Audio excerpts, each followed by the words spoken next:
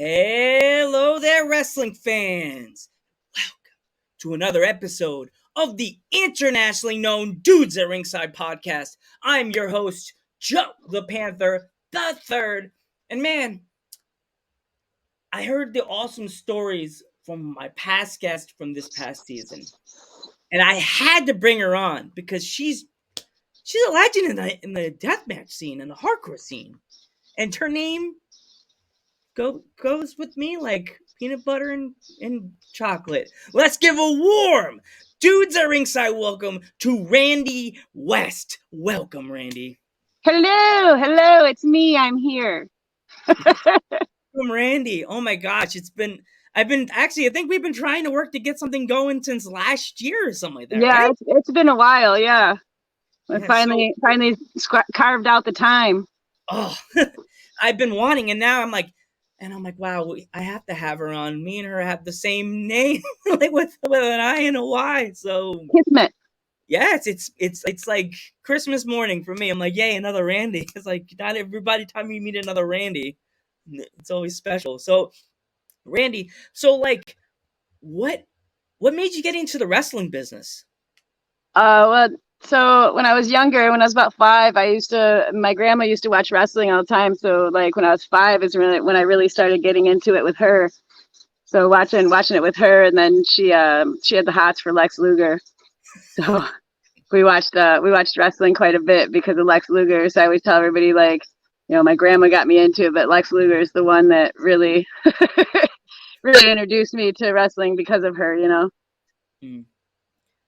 So like, out of all the people you saw as a kid, who would be say would be like your top, like besides Luger, like would be the reason why you went into like the death match? Like, who was the wrestler that put that light So, bulb on?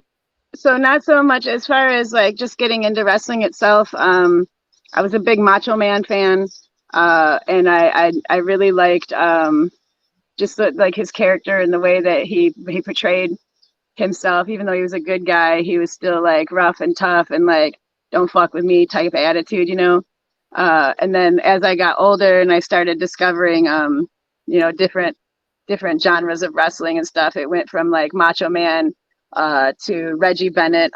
She was absolutely amazing. One of the bigger, like thicker broads that like she was in shape. Don't get me wrong, but she's like a Godzilla.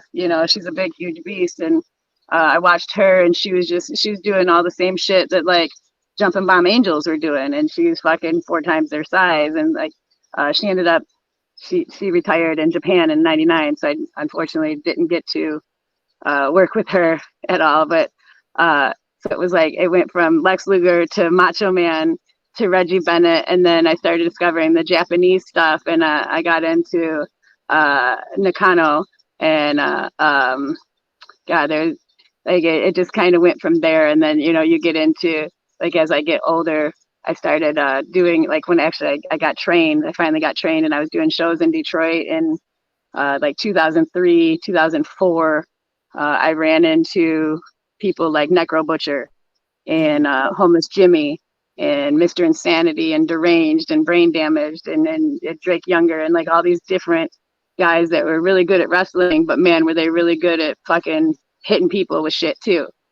Mm. So like it's really like it's evolved from 5 until now of what actually got me into doing the different things that I've actually done. So, what do you do in the death matches? Like, do you have any crazy stories you want to talk about tonight? So yeah, I mean, just that like I always try to even though it's a death match and there's all these weapons, I still try to be as safe as possible. So over the years, I haven't had like super crazy injuries, but this past year or two, I was wrestling Mickey in Michigan, and I went for a bear trap driver off of the apron through this thing, this contraption that we had built with doors and light tubes and panes of glass and chairs. And I ended up cracking my skull open. And I got like, I don't know if you see it, but I got like 14 stitches in it. Oh, I see. Yeah. Um, after I, so in 2018, I was I broke my neck. I was wrestling down in the Kentuckiana area, and I took a double X-plex, and I didn't, let's just say I didn't get through all the way like I should have, and I landed on my neck, and I ended up fracturing, I think it was C2, because 3, 4, and 5 had the nerve was pinched in between each one of those ruptured discs. And I wrestled with that for a year and a half with the broken neck and the ruptured discs as a tag team with Schwartz for Bomb Shelter. And he literally like covered up the fact that I couldn't actually do anything, like he went out there and got his ass kicked for a year and a half so that I could still be a wrestler or portray myself as one at the time, but like I would come in and I'd get the hot tag and I'd get the boop boop and we'd do the finish and like, yay, Randy's awesome. Fuck yeah, she's so dope. And like Schwartzy's just kind of like the afterthought in this. He just got his ass kicked. But like, I'd come in, I'd do that. And then on the way home from the show, I'd cry all the way home because I was in so much pain. But he did that for me so that I could continue to wrestle. And then COVID hit. And we had wrestling took time off. So, wrestlers could take time off because as a wrestler, you don't take time off because people forget you if you do. So at least that's the thinking that we have. So I was like, all right, well, I'm going to take this opportunity to go and get my neck checked out. And I went there and they had said that, I had broke my neck and that I would never wrestle again. Like, just give it up. You're done. It's a wrap. So with that, that was January of 2020 or 2021, whenever, like right when they closed everything down for the pandemic. Yeah. And like 6 months later, I did all my therapy. I went to all my stupid appointments and all that things, everything I had to do. And 6 months later, I went for my appointment, my regular appointment, and the doctor said, I don't know what the fuck you did, but you're clear. You can wrestle. And she's like, I want you to be the poster child for all of my patients.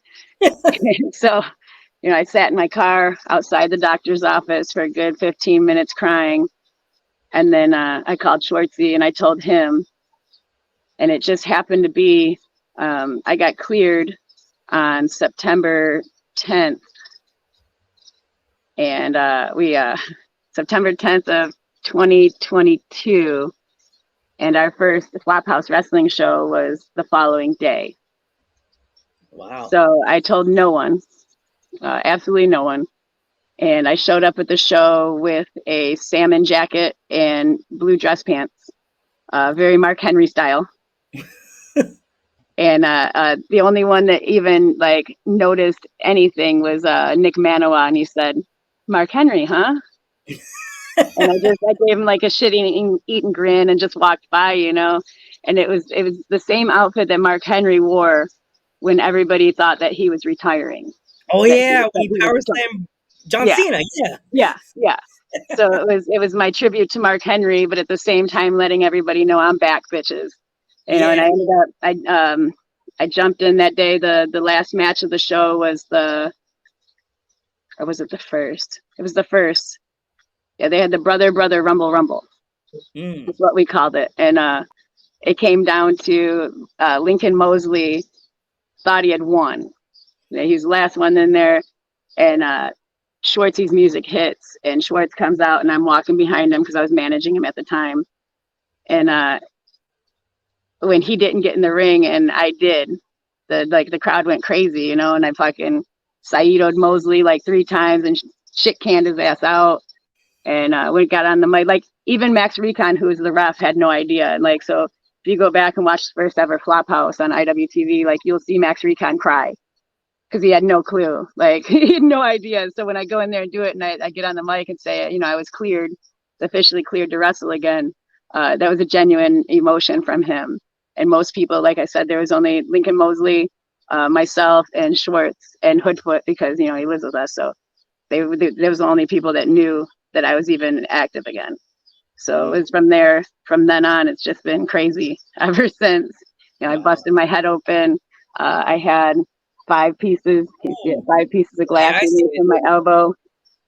Just recently, there's still 2 pieces left in there, but they weren't affecting anything, so they just left They them. don't want. They can't take them out, or like they I just. They, know they're like up in this area, so they're not causing any. The other ones are down like by the nerve, the ulnar nerve, so it was causing pain, and like every time I'd move, you could feel it cutting into it. So, but yeah, they mm, removed those, and yeah, I've just been, I guess, kind of lucky, you know, as as far as that since the neck injury, I've been really lucky to not to be able to wrestle again, and to not yeah. be have major injuries and major I'm aches glad. and I'm pains. glad you're back, Randy. Too. It's very awesome to see you're back, and I'm so proud. So cool. That story you just told me. Oh my gosh, hit me. It's good to know that you. I'm glad that the doctor was like, "What did you take? You're all better." Yeah. I think it was just. I think it was just your mental telling you, "I got this. I'm gonna Well, make it back." like my whole life, I've always had the thought of like, if you tell me I can't do something, I'm going to prove you wrong. Yep. Like, don't ever tell me no, you can't, because I'm gonna show you I can, Yeah. just to prove a point. So I think that that always helped. That definitely helped as when I was getting over the neck injury and stuff like that. You know. Yeah. I do the same thing because I'm a little guy, and old people always told me, "Oh, you'll never do anything with wrestling." Look at me. Pro wrestlers from all over the country and all over the in and from almost all 50 states, Yeah. and people from all ways across the globe. So, Randy, is there like any place you have not traveled to wrestle yet that you've been dying to get to, and it's on your list? Japan. Ooh, It has been the goal since day one. It was never like, oh, I want to get signed to WWE, or I want to get signed to Ring of Honor, or any of that. Like, back to TNA, and like, it was never any of that. It's like, I want to go to Japan. I want to wrestle in Japan. You know, like, I've always, that's like, it fits my style more, I believe, than, you know, especially when I first started, because women were viewed as, you know, sex objects, and you know, the just the extra entertainment for the show, or the piss break or whatever. And I was always wanting to be more than that. I wanted to be viewed as a wrestler, not a woman's wrestler. And in Japan, they did that. So that was always been the goal, and still is to this day, until, you know, until I can't do it anymore. It was actually quite disheartening when they told me I'd never wrestle again, and I knew I hadn't made it. You know, I hadn't made it to Japan. So to get that second chance, and uh, it's been a blessing, and like, I've been going hard to try and earn that, you know, ever since too. So hopefully, if anybody in Japan's listening, I'll have do you ever this. reached out? Have you ever tried to reach out to any promotions or any promoters out there in Japan yet? Early on, I had worked with Ed Farhat, and he had worked with a lady, I believe it was Sabu's aunt, and she had some connections, and then it ended up falling through, and it never came about since then. Um, I have talked to some people, some of my friends in wrestling, that have recently been over there, and they've been touting the name and everything. So I'm hoping, you know, with them knowing that them putting in a good word, and then them actually giving me a little bit of their context too, that maybe I might be able to get over there, you know, hopefully next year. Uh, if not, hopefully by 2025 at the latest, because I've been doing this 21 years. I don't Wow, know how many 21 I've got left, years. you know. So, Randy, what kind of like the week of a show? What is your normal schedule like? It's crazy. So like, I have a normal ass job, you know, during the week. So like, I'm working my 8 hour shifts at my normal job, and then I'm making sure that I'm advertising, and then you know, I'm doing podcasts, or I'm going on and advertising for the show on the social medias, and then I got to go back to work again and do it, and then, you know, living the normal life too, trying to get everything, pay the bills and all this other shit too. So it gets really hectic, and it's always like once the weekend's done, it's like, all right, Sunday night, and then Monday it's like, oh, all over again. It's like Garfield. Ugh. Yeah. So, what is like when you go on the road? Do you pack your own meals, or is it like the local food, or is it like the chain food? Which one is your thing? So like I really like going to local places when we go, just because you don't get the taste that you get like if like I'm originally from Detroit. I grew up there. There's this place called Sportsman's Pizzeria. I tout it to everybody that ever goes to Downriver, Michigan. Like, Woodman's please check Pizzeria. out Sportsman's Pizzeria in Southgate. It's amazing. They have these pizza rolls that are like this big, Oh, and like jeez. they're huge. Like since 1989, I've been getting these things. So like I like to go there, and I like to tell people like you're looking for a local spot. It's the only one in the whole country. Go there, try the pizza roll. It's amazing. Or like if we go down to down south, like they have cookout. We don't have those. We don't have those here. We don't have those. Indiana, Michigan, Ohio, none of those. So I like to go to cookout. It's a national chain, but it's also local to that region. There's So a out where I live in the Poconos. The name sounds familiar. Maybe it may have one in the Poconos. in To the look it up. Poconos, Poconos. That's from the the Poconos. Poconos. Poconos. So yeah, I always like to try to eat the local.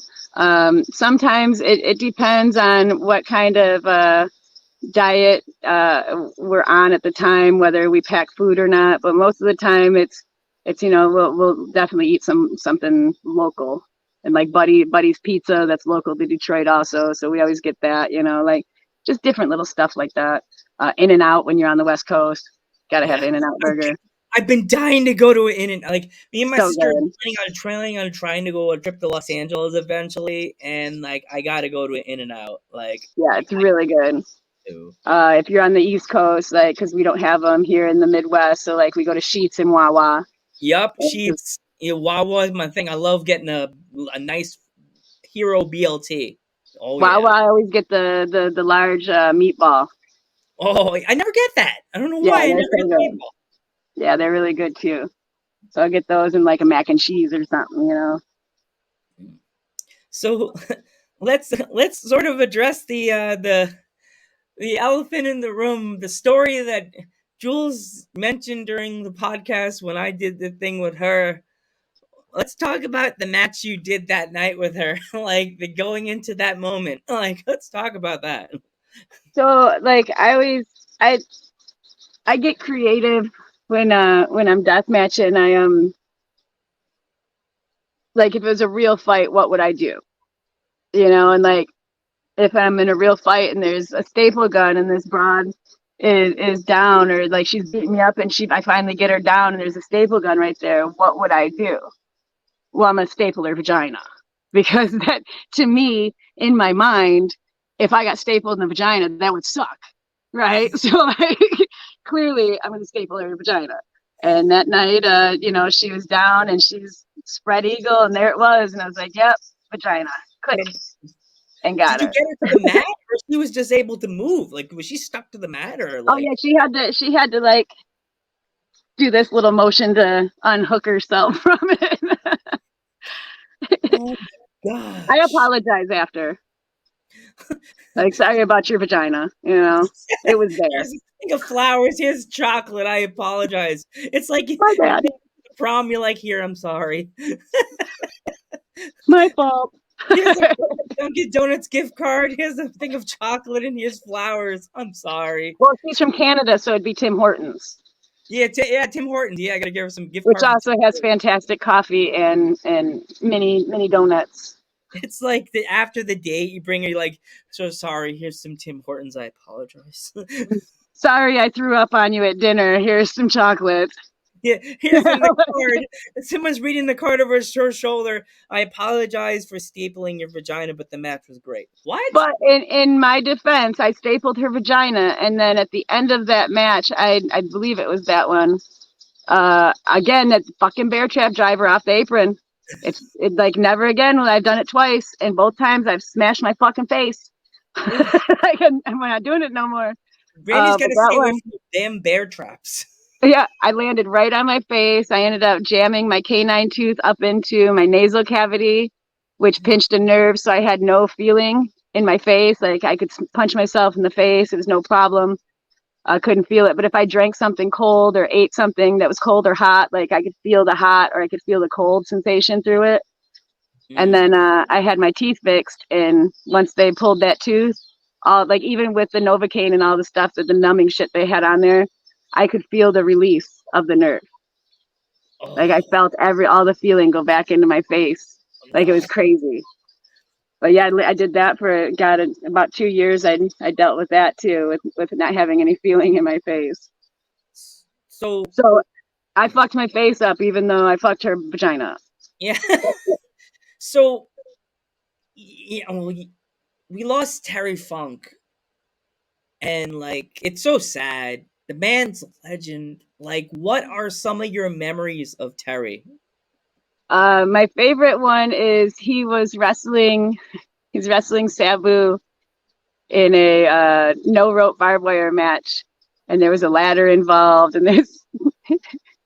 and so he goes to climb up this ladder, and it's all janky, and like somehow him and Sabu get fucked up. They fall off the ladder. It doesn't. They don't even make it up the ladder, and they fall off, and they fall into the wire.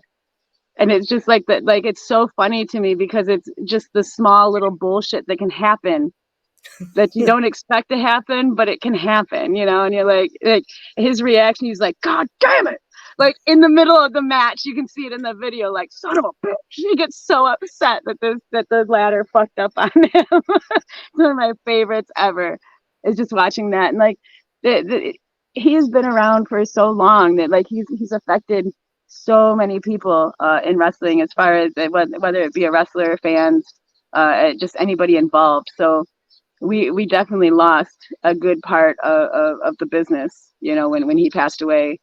And it was a sad day. I cried. I did cry. I was bummed, and then, well, this episode's airing tomorrow, so another one we lost. The Bray bombshell, the Wyatt. bombshell today.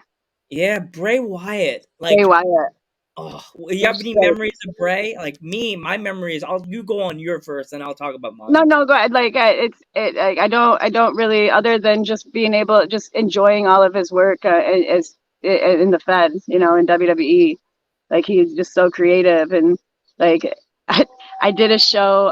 I did a extra spot for WWE one time, and it was right as they were thinking about introducing Sister Abigail as a actual person, not just somebody he hears and sees or whatever. And I'm backstage, and he comes walking back, and God, who is he talking to?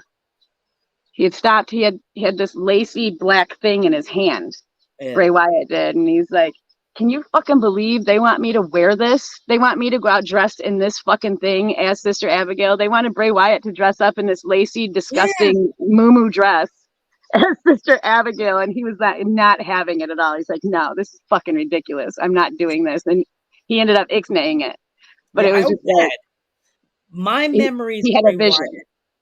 Yeah, he had a vision, and he had such great mic skills that I used to do a show with my friends back in the day, and I used to do little characters, and my alter ego to my character was little Bray Wyatt.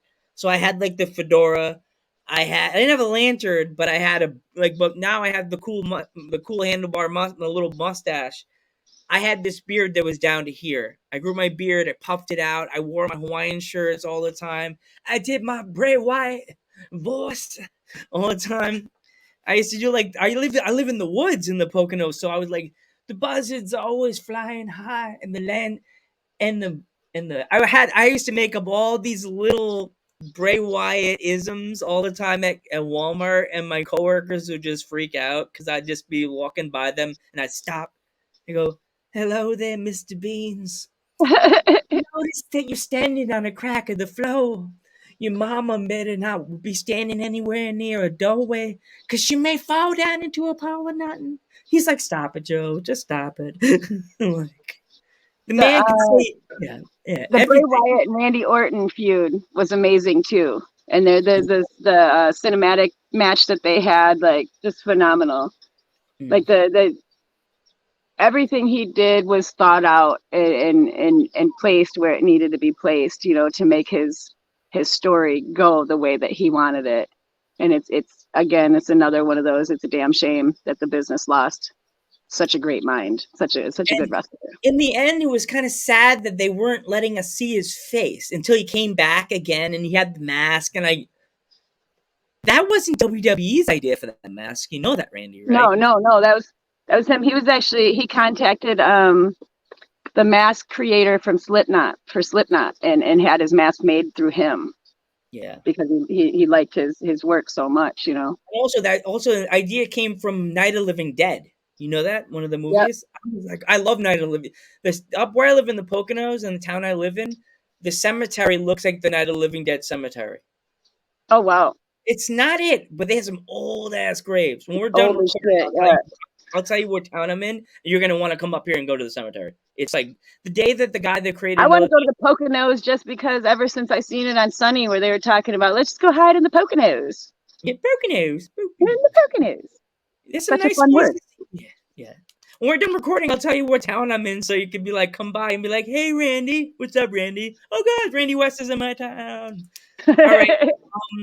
Before we go, if there was any male or female that wanted to get into the wrestling business, to be a manager, ring announcer, commentator, whatever, what kind of advice would you give them? Do your research, find out who is actually a credible trainer, and then choose based on how you learn, because some people will just push you through very quickly, or they don't have the patience to take their time to teach you if you're, you know, the slower learner, or, you know, stuff like that. So really, and make sure that you have tough enough skin to handle it, because this business will chew you up and spit you out if you're not, you know, it's not an easy job to do. As much as everybody thinks that it's so easy, it's not. There's a lot of mental you know, anguish and Yeah. emotional turmoil that you go through to be a wrestler. And if you try it and it's not for you, then it's not for you, and that's okay. But, you know, if you try it and you like it, then really put in the work to become better at it. You know, like truth when I was trained, Truth Martini, he told me, he said, always try to make the business a better place than when you started. And I've always tried to do that. You know, in the past 21 years, I've always tried to help the younger kids and really make the business better than it was. Because when I first started, my phone might die, I'm so sorry. But Okay. when I first started, again, women were treated as nothing, you know. So the fact that we are where we are now is amazing. Before we go, Randy, is really quick. Is there anywhere, any kind of shows you're doing to announce them? September 2nd, I have IPW in Michigan, Independence Pro Wrestling. If you look it up on Facebook, you can find all the details on it. And then, like, I have a whole plethora of shit that I just actually put in. At the 14th of October is RPW in Chicago. It's me versus Tommy Vendetta for the Rust Belt Championship, and I'm gonna break his little twiggy legs, and then give him a hug after, because, you know, we're friends. Yes. Another thing before we go, Randy. Let's where can my fans buy your T-shirt? Brainbuster Tees. I have a store there that has multiples, and then Deathmatch Worldwide is my newest design. It looks like Sarah Connor from Terminator, but it's me with light tubes instead of a gun. They have that there. So deathmatchworldwide.com and Brainbuster Tees. And then I have a shipment of shirts I'm ordering that'll be merch table only. They're the tough broad Randy Smurf and West, and it's me as a Smurf, Bloody Smurf. So check those out at the shows. Awesome. I want to thank you finally for coming on the podcast, Randy. I want to. It's bottom of my heart. You're on my list that had to have on because I love interviewing deathmatch wrestlers. We did it. Yeah, we did it. Randy's did it. I'm Joe Randy, aka Randy. Randy. And Randy West, and we will catch you in the next one. Good night, everybody.